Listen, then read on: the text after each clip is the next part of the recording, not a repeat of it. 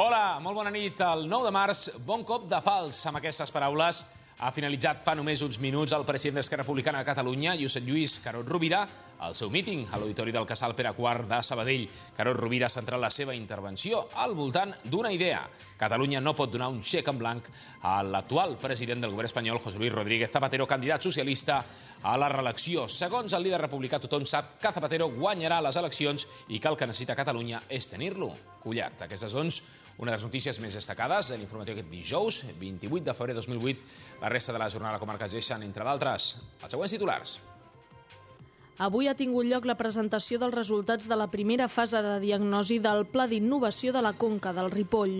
Aquest pla pretén enfortir la competitivitat de les empreses de 6 municipis del Vallès Occidental, com Polinyà, Castellar del Vallès i Sant Quirze, entre d'altres. El següent pas ja serà començar amb la segona fase, consistent en consensuar el pla d'acció a desenvolupar.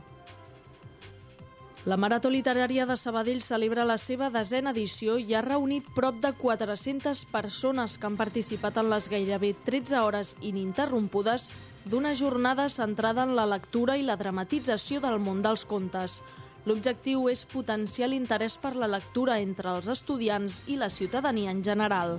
Durant una setmana, Sabadell esdevindrà la capital del tennis a nivell europeu amb 2 competicions alhora, una masculina i una altra femenina.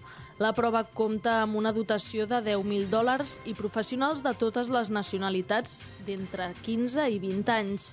Avui s'han obert les inscripcions masculines i demà ho faran les femenines. El torneig d'enguany comptarà amb una alta participació espanyola.